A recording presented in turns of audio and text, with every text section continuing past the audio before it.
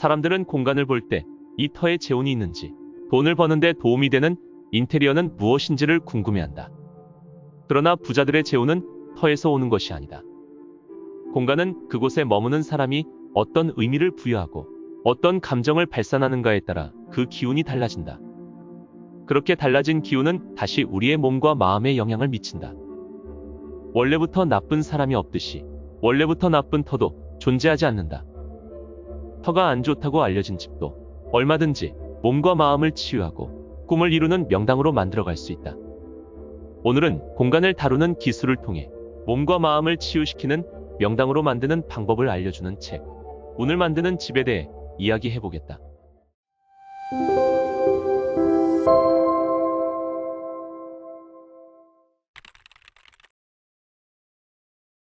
고전에서 말하는 명당은 그곳을 차지하는 순간 모든 게 결정지어질 것 같지만 실상은 그렇지 않다. 터의 힘을 발현시키기 위해서는 사람 역시 그 공간에 맞는 행동과 생각을 해야 한다. 아무리 땅이 좋아도 기온과 습도 같은 조건이 맞지 않으면 싹을 틔울 수 없는 것과 같은 이치다.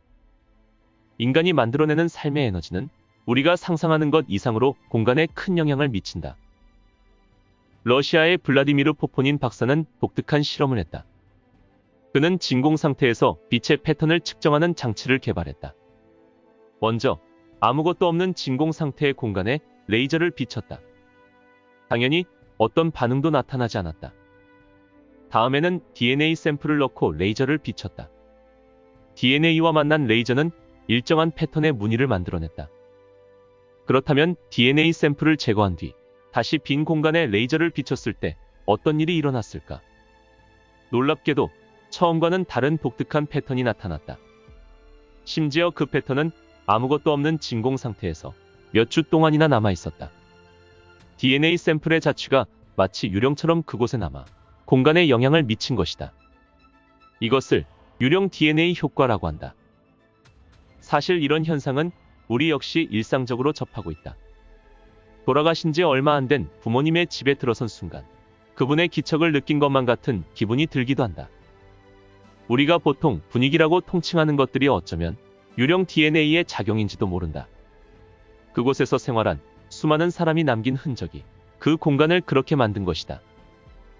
공간은 그곳에 사는 사람이 어떤 의미를 부여하고 어떤 감정을 발산하느냐에 따라 기운을 변화시킨다. 공간은 텅 비어있는 무의 상태가 아니다. 무엇인가로 이미 가득 차 있지만 내가 알지 못하고 찾아내지 못해 비워져 있는 가능성의 영역이다. 실제로 줄줄이 망하던 가게가 주인이 바뀐 뒤 갑자기 대박집이 되기도 한다. 공간도 그곳에 깃드는 사람의 에너지에 따라 얼마든지 진화하고 성장할 수 있다. 물론 그 공간이 갖고 있던 에너지 역시 무시할 수 없다. 새로 들어간 사람과 공간이 충돌을 일으키는 경우도 있다. 그 공간의 기능이 사람의 행동을 어느 정도 유도하긴 하지만 감정과 정서까지 완전히 지배하지는 못한다. 지금 사는 터가 안 좋다는 이유로 이사를 하는 사람이 많은데 그럴 때 이사를 하면 10중 8구 안 좋은 집을 선택한다. 답답한 인간관계와 잘못된 투자를 결정했던 선택의 패턴이 집을 고를 때도 똑같이 적용되기 때문이다. 이사는 가장 안정적이고 상승세일 때 하는 것이 좋다. 실제로 전원주택을 짓고 귀촌했지만 도시에서 살던 방식을 고집하다 적응에 실패하고 몸과 마음이 피폐해진 채 돌아온 사람이 적지 않다. 과거에는 주변의 자연과 조화를 이루지 못했을 때 집이 병들었지만 현대에는 주변 사람들과 통하지 못할 때 병이 드는 것이다. 될 수 있으면 이사갈 집의 전 주인이 어떤 사람인지 확인하는 것이 중요하다. 사람이 떠나도 공간에는 한동안 그가 남겨놓은 유령 DNA가 남아 크든 작든 영향을 끼친다. 모든 공간은 지구의 역사만큼 오래된 공간 DNA를 가지고 있다. 자연 DNA는 넓고 강한 힘으로 눈에 보이지 않는 고유의 파동을 만들어낸다. 그리고 그 파동이 현실에서 발현되면 공간의 성격이 된다. 우울증으로 힘든 시간을 보내고 있는 사람들에게는 물가를 피하는 것이 좋다. 흘러가는 물결이 내 안에 정체된 마음을 더 선명하게 확인시키기 때문이다. 반대로 불안 증세가 심한 사람은 조용한 숲속 오두막이 더 힘들 수도 있다. 마음이 요동치고 있는데 너무나 정적인 곳에 있으면 오히려 불안감이 더 선명해진다. 나와 맞지 않는 공간은 어떻게 알아볼 수 있을까? 가장 쉽게는 내 몸의 반응을 보면 알 수 있다. 몸과 마음이 불편해지면 의심해 볼 필요가 있다.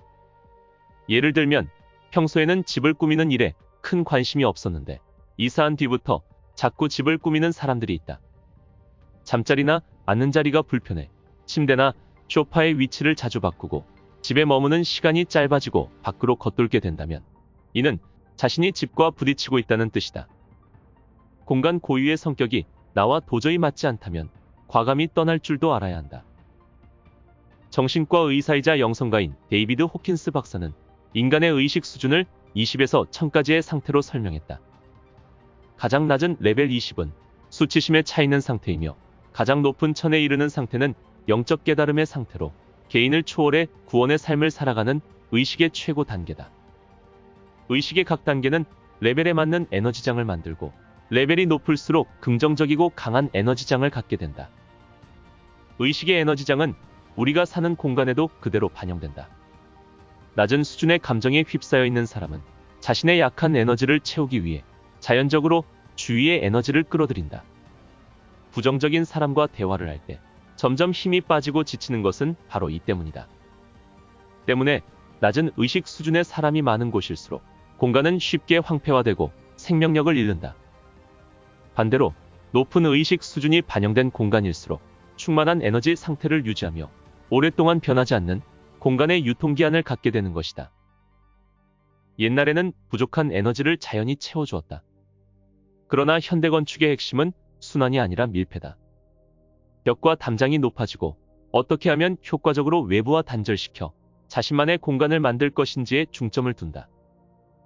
음식은 밀폐가 되어야 유통기한이 늘어난다. 하지만 살아있는 생명은 밀폐된 상태로 있으면 안 된다. 지속적으로 생명력을 채워주고 순환시켜야 한다. 움직이지 않는 공간에 줄 수 있는 최고의 양분은 무엇일까? 당연히 그곳에 살고 있는 사람의 건강한 의식이다. 긍정적인 공간의 에너지장을 만들기 위해 마음을 감동시키는 책을 낭송하는 것도 좋고 만트라를 외우는 것도 좋은 방법이다. 다음 단계는 고요함이다. 하루에 딱 5분만 집에서 고요함의 시간을 가져보는 것만으로도 공간의 에너지 레벨을 비약적으로 높일 수 있다. 인테리어를 바꾸기로 마음먹었다면 인공 재료보다 천연 재료를 써볼 것을 권한다. 흙, 나무, 돌 등 자연에 가까운 재료를 쓸 때 집안 에너지의 유통기한이 더 늘어난다. 뜻이 맞고 대화가 잘 통하는 사람들을 집에 초대하는 것도 에너지를 순환시키는 방법 중 하나다. 집의 크기와 운은 비례하지 않는다. 공간이 좁을수록 향과 온도는 집에서 중요한 역할을 한다. 특히 좁은 공간일수록 온도를 낮춰 서늘함을 유지하는 것이 좋다.